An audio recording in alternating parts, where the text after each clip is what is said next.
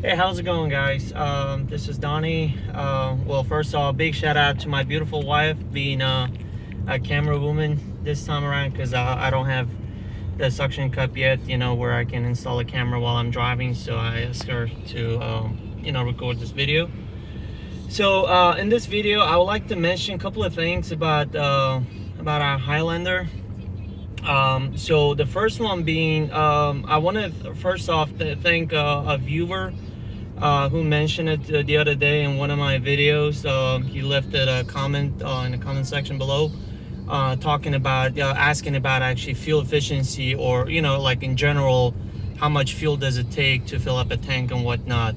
And from what I understood, that viewer actually has a platinum hybrid, and they mentioned on with hybrids, there's a big sort of like an issue going on, saying that like they cannot fill up their tank up to what Toyota promised on these Highlanders. Basically, I believe a fuel tank in these capacities about 17 gallons or whatnot, and platinum the hybrid drivers, they can only fill up their tank up to like 14 gallons and whatnot.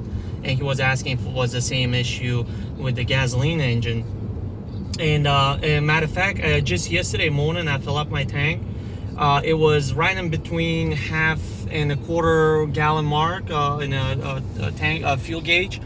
And when I fill it up, it took about a 12.2 to 12.3 gallons of fuel to fill it like all the way up. And so at that point, I would assume it still had about like 4, maybe close to 5 gallons of fuel in a tank. So I think that kind of can answer to that question, that the gasoline engines actually I don't believe have that kind of issue, because I never drove this Highlander till it got like almost close to like empty, in the fuel.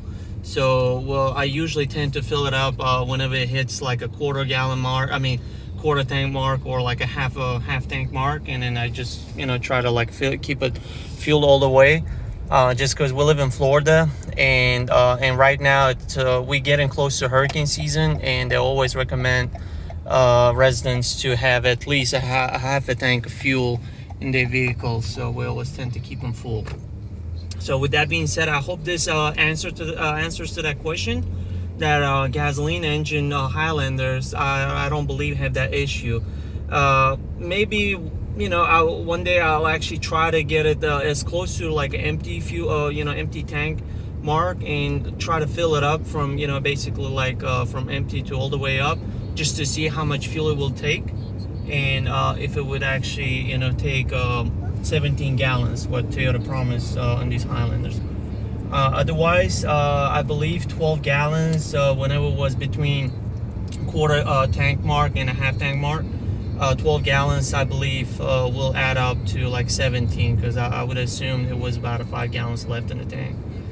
So that's one thing. The next thing I was going to talk about is that how small is the tank on these vehicles, like a fuel tank, how small it is. So when I fill it up, like I said yesterday, my trip computer, right, the range computer was showing there's 307 miles till tank is empty again. So for family hauler, this is after all, this is a mid-size SUV. So and we do use it for like for family trips and whatnot, whenever we travel with family, and we use it for that purpose. And for only getting 307 miles to the gallon, like to full gallon is the full tank is kind of low, I think, because I kind of wish it was at least 350, maybe 360 miles you could get out of the full tank. But 307 is kind of low, and we probably drove like 4, maybe 5 miles now since I filled it up yesterday, and right now it's already down to 299. So that's kind of low in my opinion. I kind of wish Toyota put a little bigger tank, fuel tank in these on these Highlanders. And I'm totally fine with the MPG. Some people might say, oh, it's got a poor MPG.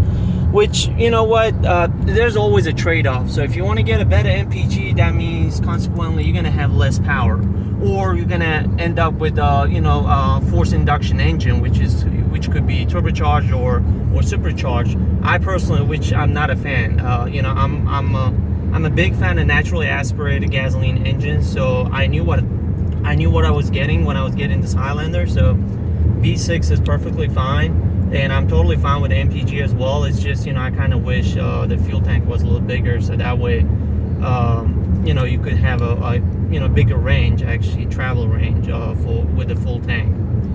So that's one thing. The next thing I was going to mention, if you would look at the side mirrors, either side, either passenger side or the driver's side.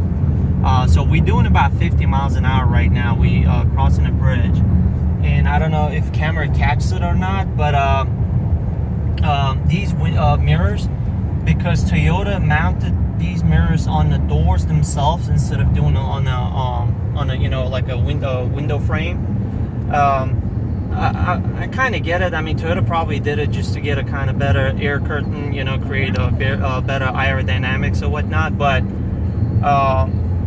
because they mounted it on the doors, they shake a lot. I mean, I don't know if camera's catching it right now, but we're only doing 50, between 50 55 miles an hour right now, and these mirrors shaking a lot actually. So that's kind of weird, stuff. I mean, yeah, I can still see, I do see cars traveling behind me, which is fine, but it's just the way, how they kind of shake when driving in like a freeway speeds. And as you kind of increase your speed, they're gonna shake, even more. So we already traveled on an interstate a few times with this vehicle, and I noticed that they shake noticeably, and that makes me feel like I'm driving like an 18-wheeler, honestly, because I mean that's what they do on the trucks, on the real trucks. So that's kind of another thing that I was going to point out, and there's also a wind noise that comes from here, from this corner, this this triangle area. And then again, I believe that's because of the space between the mirrors and the window. So, and luckily this time around, Toyota actually put a double laminated windows for front two windows. So it's not as loud, because I would assume if it was just one layer, I'm pretty sure it would be pretty noticeable even inside a cabin. But because it's double laminated, so you got two layers of windows, it's not as bad, but you still could kind of hear it. Like if it's really quiet inside a cabin, you're definitely going to hear that wind noise. So yeah, and that's another thing I was going to mention. And one more thing I noticed, it's this is probably going to be nitpicking, but just because we had a 2017 Toyota Highlander prior to this one, and like that Highlander was our first Highlander, so we always kind of compare some of the things, what we gained, what we lost, when we actually traded those vehicles and got this one instead of the other one. So another thing I noticed, that this one is actually lacking compared to previous generation Highlander, is that whenever you open and close your window, whenever you close your windows, on the previous Highlander, on the 2017, as it was getting closer to actually, like a closing the gap area right here to the frame of the window, it would slow down and slowly kind of close it. I mean, it was really nice actually on the previous Highlander. It was kind of like more of a luxury vehicle type of thing, you know what I mean? Whereas this one, it just shuts like, kind of all the way. I mean, it's on the same speed as it was, as windows start going up. So kind of a little rough, I guess, closing, or whatever you call it. It kind of shuts, on the same speed. But on the previous one, it would kind of slowly close as it gets, close to the frame. So, which was really nice touch. And that's just nitpicking. I mean, it's not biggie. I mean, we're just totally fine. It's totally expected from a mainstream vehicle. It's just on the previous one, that was another luxury thing that our previous Highlander actually had. So yeah, I mean, basically, those are the things I was gonna mention, bring it up to y'all's attention. If you guys in the market looking for a new Highlander and considering getting a, let's say, platinum trim or whatever, any trim, I guess. All of these, you know, things that I just mentioned, I'm pretty sure they all apply to, you know, all trims, not just the platinum.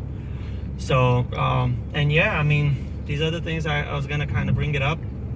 So I hope you guys, you know, liking these videos, because I noticed from my previous last upload, people are really interested in these Highlanders, and they were asking some questions, and I also got a lot of views on that video. So, and I really want to, you know, continue doing this stuff so I can, you know, I can help people whichever way I can, to, you know, to help them to make their determination whether, you know, it's something that they want to get, if it's something, you know, it's worth their money or whatnot, if they're cross shopping, or if they just want to consider, you know, if they're considering upgrading their previous Highlanders or whatnot. So these are the things I kind of wanted to bring it up. So thanks for watching, and I hope you guys enjoy this video. If you did, just, you know, support me by subscribing, you know, give a thumbs up to my videos and sharing it with other viewers who will have these issues, I mean, you know, the questions that they want to get answers for. And at the same time, consider subscribing to my channel, and I hope to catch you guys in future videos. Thanks for watching. Bye.